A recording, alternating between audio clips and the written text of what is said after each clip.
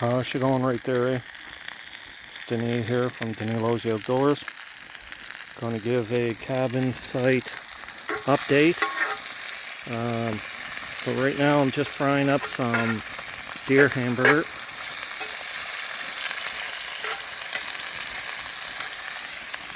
It's not doing too bad. Got a little bit of oil in there, so it was a little too hot, so I just pulled it off to one side. So I'm just going to let that die down for a little bit.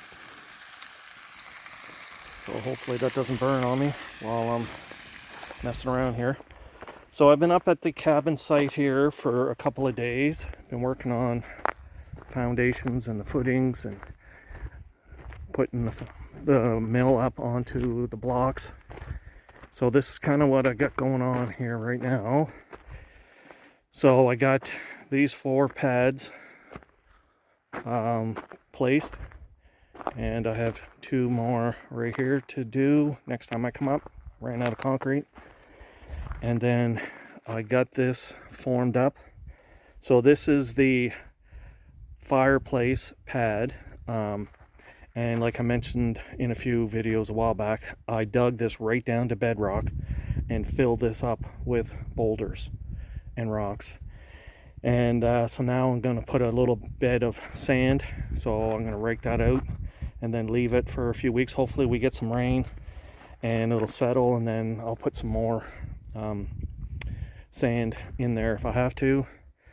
Yeah, so the reason why this is so big, the fireplace pad is only going to be about 4 feet by 4 feet or 4 feet by 5 feet.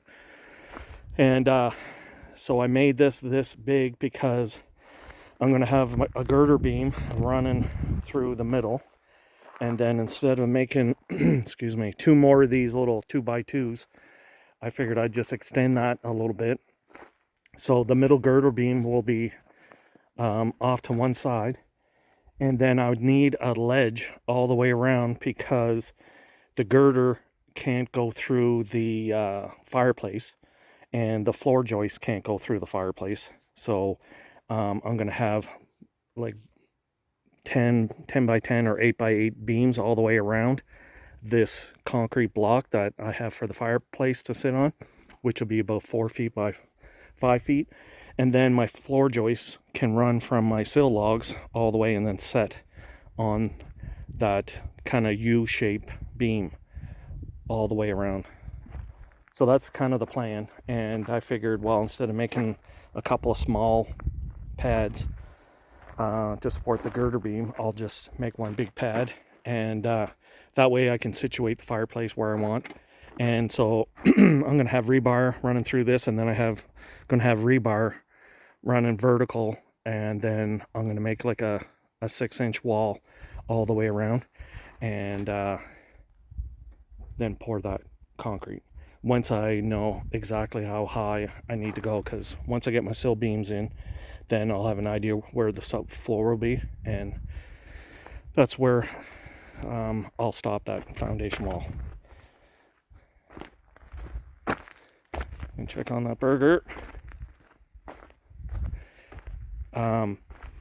It was actually quite sunny. They've been calling for rain for the past quite a few days, and we haven't had any. And it's just like a dust bowl up here. We need rain desperately. Nothing too bad. Cool down a little bit. Okay, so I'm just going to show you the mill. Yeah, like, it's just dusty.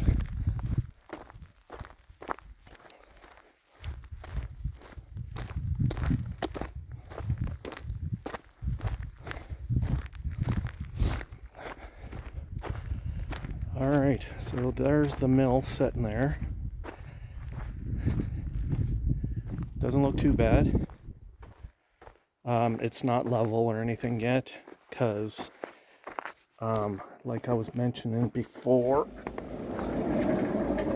okay, right in here, so this is a 1 foot piece of 1 inch by 1 inch angle iron on both ends. So it's designed that you can unbolt that, and then I'm going to run an angle iron all the way in through those slots. So that will give a place for me to set this. So where this stops right here, that's as far as this goes. So that's another 3 to 4 feet that I can cut in length for the logs, because right now 17 is maxed out. And so I'm going to measure this. I may push this mill a little farther that way to make sure I got enough room. And once I have that door open all the way. So I think it was yesterday or the day before yesterday, that's when I was playing with this mill. And so I had a bit of a casualty. The mill fell off. It fell and flipped over and landed right here, that pile of oil. So I got to do some straightening on the guards around the aluminum sheeting, which I think that's about it. The door is sitting right there. And right now too, it's hydraulically locked because all the oil ran out of it, so I can't take the spark plug out because I don't have a wrench. So next week or later this week, I'll take the spark plug out, pull it, and get all that oil out of there. Change the oil while I have it set up. Yeah, so that's kind of the way it goes, I guess. So right there's that little plate. You can see it's bent. So that ends up going right here in the center, and you put a locking pin in.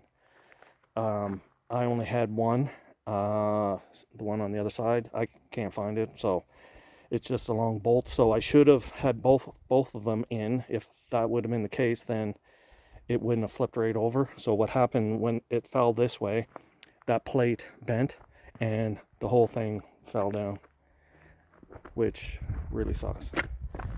Yeah, so I got to put some more fill in here. I got to put some fill on this side of it. So I'll level that off a bit. Like I was saying before, I don't want it too high. Obviously, I want it pretty level. And because when you're milling for quite a while, you have to step over this bunk. And if it's too high, obviously that gets tiring after a while. And I have to fill all this in here also. Normally I would have picked the mill right up off of the bed and set it down somewhere and then put it back on later. But the way it was sitting on this trailer, I couldn't get the tractor anywhere near it because the tires kept hitting the frame or the tires on the trailer. Anyway, it was just a bad setup all the way around. And in order to get the mill in the right orientation, this jack was in the way because I had to have that pointing towards the shed. So every time I was trying to pull the mill off the back of the trailer, it was getting fetched up on this thing. So I had to keep jumping back and forth. And so what I did is I laid it on this big piece of pipe, hoping to roll it and be able to push it off. And it did work for a bit. It was working really good, and then it kind of teetered and the whole thing slid off of the pipe. Anyhow, it is what it is. There's one of my form boards. It's pretty bad when you have to use cedar out of my cedar pile. I didn't have any old spruce or anything left. Anyway, it's garbage now. I'll burn it. Yeah, so that piece of pipe right there is for the pond outlet. I'm hoping to do that here in a couple of days before it gets too rainy and gets all soupy while it's nice and dry. So this is where my corduroy road is, and so actually that spot that we have our little cabin site is basically a little island, I guess. I want to show you my gravel pit, a little update on how that's doing. It's working out pretty good.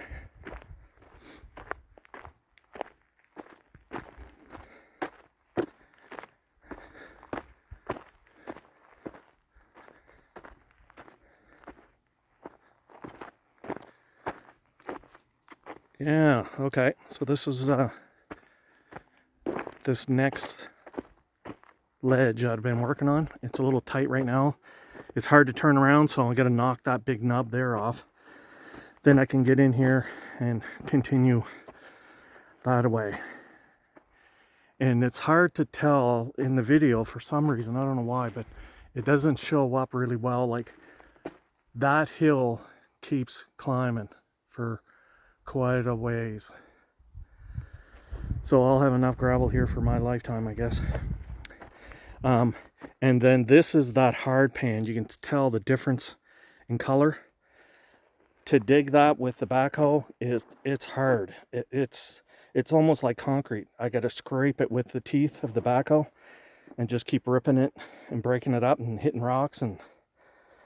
But it is really good material. It's like hard pan material, and that's what I've been using for the base of the cabin site, and not that top stuff. It's a different color, but yeah, so that's what I've been using, which has been working out really nice.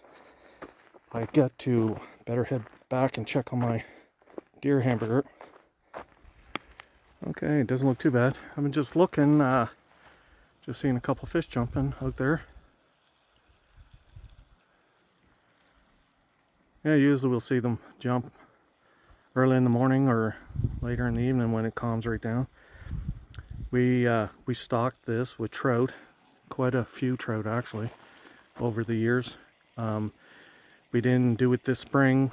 Usually that's when we do it in May, but for some reason, another one just jumped out there.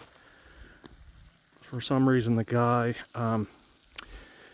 didn't have any for us, so we're going to do it this fall. Okay, so I'm gonna stir this up here.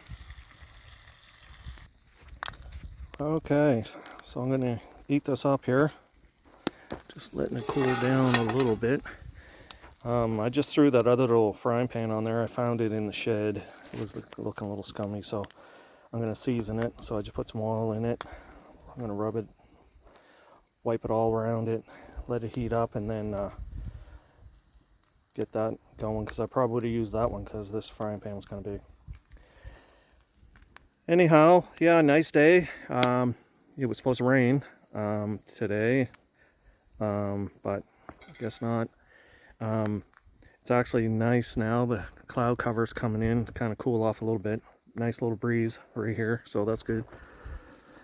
Yeah, so that's a cabin site update for you. So if you could, like, share, subscribe, comment. Thanks for watching. That's the end there, eh?